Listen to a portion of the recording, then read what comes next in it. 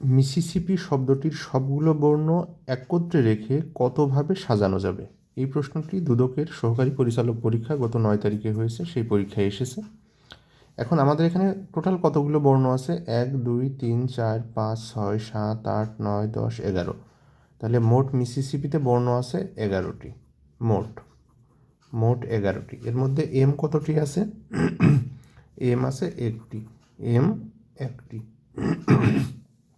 এরপরে আই আছে কতগুলো? 1 2 3 4। আই আছে 4টি। এরপরে এস আছে কতগুলা? 2 2 4।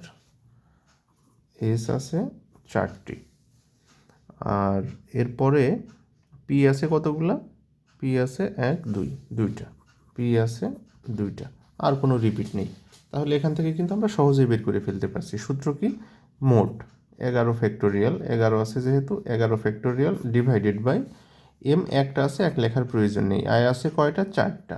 তাহলে 4 ফ্যাক্টোরিয়াল। এস আছে কয়টা? 4টা। 4 ফ্যাক্টোরিয়াল। পি আছে কয়টা? 2টা। 2 ফ্যাক্টোরিয়াল।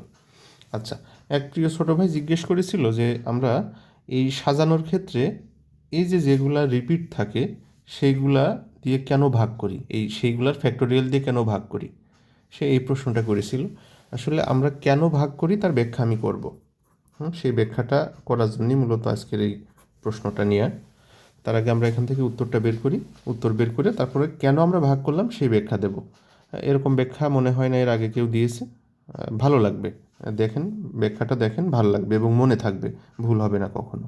তাহলে এটাকে আমরা যদি করি 11 গুণন 10 গুণন 9 গুণন 8 গুণন 7 গুণন 6 এক পর্যন্ত যাব, গুণন 5 গুণন 4। এখানে যে থেমে গেলাম 4 ফ্যাক্টোরিয়াল দিয়ে, যেহেতু নিচে আমাদের 4 ফ্যাক্টোরিয়াল আছে তুলে দিতে পারবো।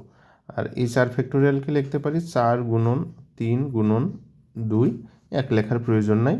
গুণন 2 ফ্যাক্টোরিয়াল মানে হচ্ছে 2। আমাদের এই 4 ফ্যাক্টোরিয়াল তুলে দিলাম। ওকে, আমাদের এখানে কি থাকছে? 8। আমি 8 কেটে দিলাম, 4 দুগুণ 8, তাহলে 2 কাটলাম আর 4 কাটলাম। এরপরে 3 দুগুণ 6, 3 দুগুণ 6, এখান থেকে 6 তুলে দিলাম। তাহলে আমার থাকছে কত? এখানে থাকছে হচ্ছে 10 11 110 গুণন 9 7 নং 63 গুণন 5। তাহলে 110 গুণন 3 5 15, 5 হাতে থাকে 1, 5 30, 31। আচ্ছা, এটাকে আমরা শর্টকাটে কিভাবে গুণ করে লিখতে পারি সেটা লিখতে পারি। 5 দিয়ে শূন্যকে গুণ করলে 0, 5 একে 5, 5 একে 5, 1 শূন্য নিয়ে নিলাম। তাহলে 1 0 0, 1 একে 1, 1 একে 1, 2 ঘর নিলাম।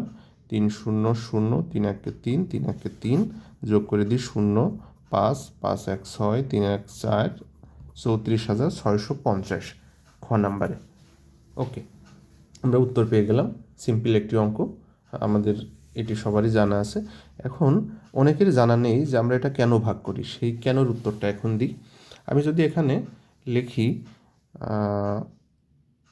বি এ এ, এটা একটু ছোট নিয়ে ব্যাখ্যা করি, কারণ এত বড় নিতে গেলে তো এই 34,000 লিখে ব্যাখ্যা করা সম্ভব নয়। এই জন্য আমি এখানে অল্প বর্ণ নিলাম ব্যাখ্যা করার জন্য, যে এই 3টি বর্ণ নিয়ে একত্রে কতভাবে সাজানো যায়। তো আমাদের এখানে বর্ণ আছে কতগুলো? বর্ণ আছে 3টা। তাহলে এই 3টাকে সাজানো যায় কতভাবে? 3 ফ্যাক্টোরিয়াল। 3 ফ্যাক্টোরিয়াল মানে কত? 3 গুণন 2 মানে হচ্ছে 6। আচ্ছা, এটাকে আমরা 6 ভাবে সাজাতে পারি। তো আগে 6 ভাবে সাজাই দেখি যে মূলত কেমন হয়। প্রথমে বি এ এ এটা সাজালাম।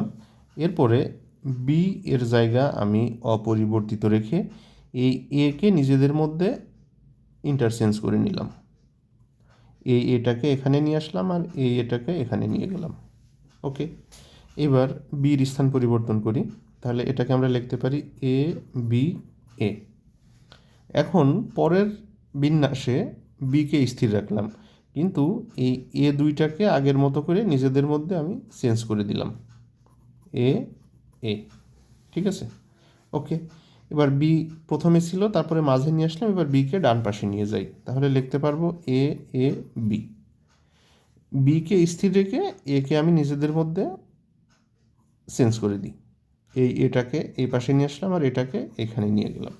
তাহলে দেখেন আমি এখানে কতগুলো সাজাতে পেরেছি, B A A B A এ, এখানে A B A A B A, এখানে এ এ বি, এখানেও এ এ বি।